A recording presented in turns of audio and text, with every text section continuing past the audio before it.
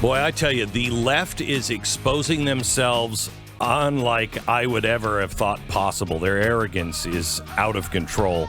We have Michael Malice joining us now. Hi, Michael. How are you? Good morning. I'm great. I want to talk to you about what's happening to Elon Musk. So he goes out, he buys just under 10% of Twitter. He starts talking about, hey, you know, we can free people up. Let's stop censoring people. The media goes crazy about some billionaire that just wants to change the world. Hello, George Soros. Just wants to go ahead. What about Jeff Bezos? What about Jeff Bezos? Or Jeff Bezos, yeah.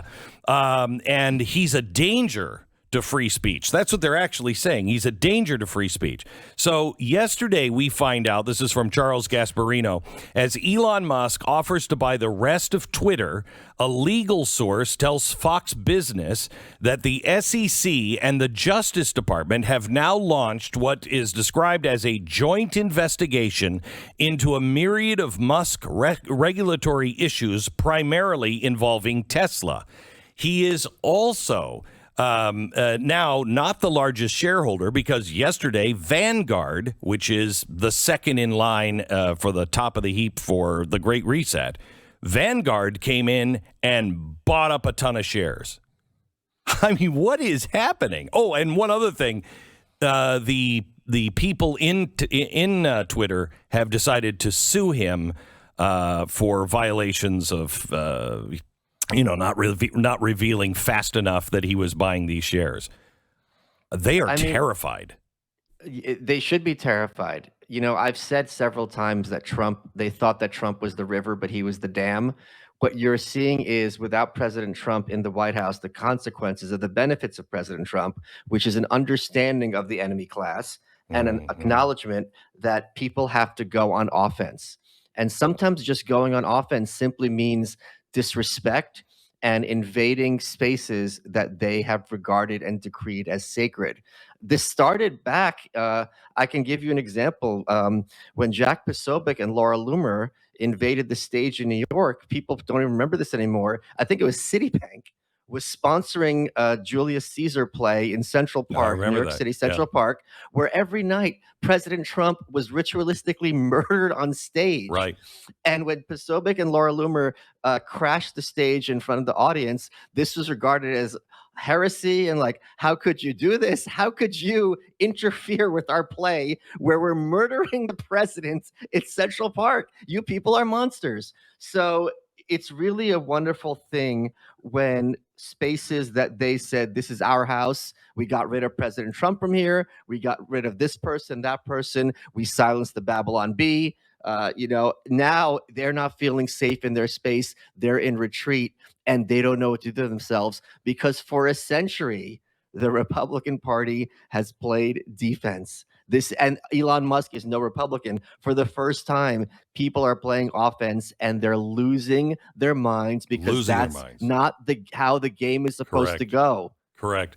So what do you think, how does this end for Elon Musk and for Twitter? I mean, basically their idea, the slogan of the Great Reset should be, if I can't have you, no one will.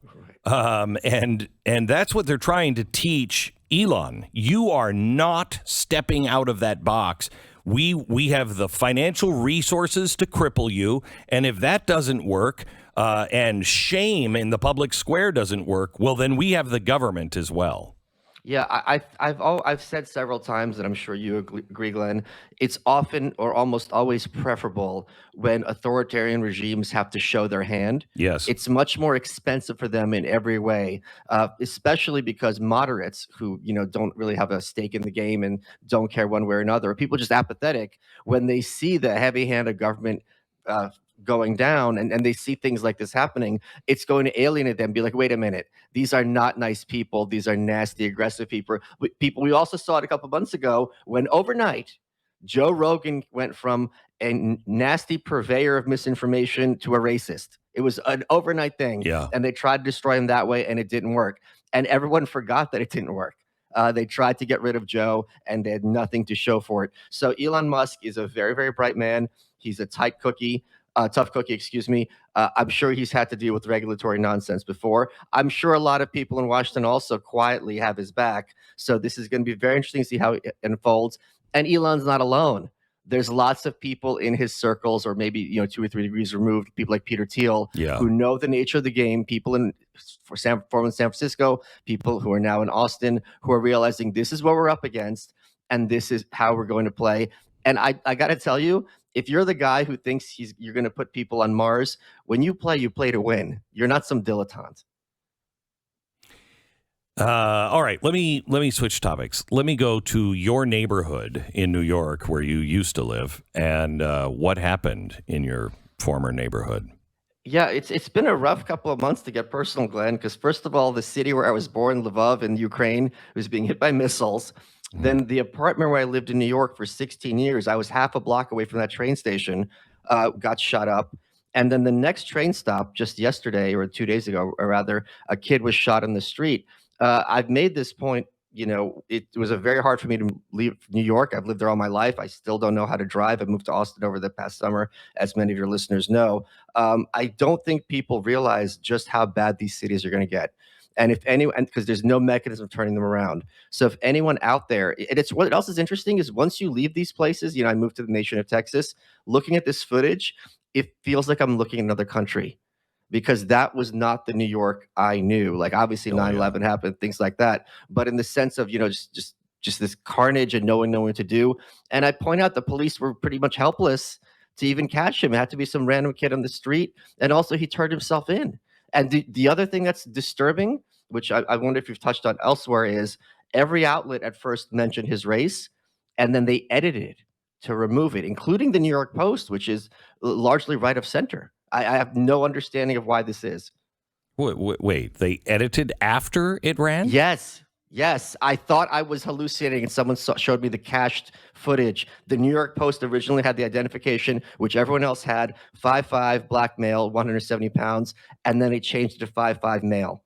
I have the clips. That is insane. Yes. Yeah, this is a manhunt for someone who shot up a subway station, and thankfully no one got killed. Yeah, the New York Times, one of the stories I read, did not identify him as African American, but just identified his writings and videos from the web as bigoted against blacks.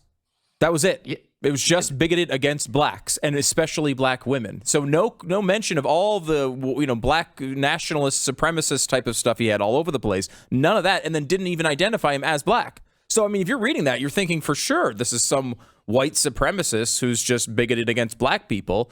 They just intentionally kept that out. Do you remember when Riaz Patel came by, and the first time when we started to get to know him, he was a guy who was on the left. He was from Hollywood, and we sat down with him and because he was trying to understand what was going on, and he started to. The world started to crack open for him because he was like, wait a minute, wait, what happened? And we sat down and I just put a chalkboard together and I said, do you know this story? No, that didn't happen. Yes, it did. Here's the story. This. We gave him like 20 different stories. He had never heard of them. I mean, you are just in the dark. If you read the New York Times and watch CNN, you are the least informed human alive. But it's also disturbing to me how this has become pervasive across media. And in fact, there's several news outlets, I think including the Associated Press, where the explicit policy is we are not going to report on the race of a suspect if it's going to have people reach racist conclusions. And my concern is this is a manhunt. So if people reach racist conclusions, that's one thing. But we need to find this person who was on the loose, who had bombs at the time. And you know what? The FBI had this guy.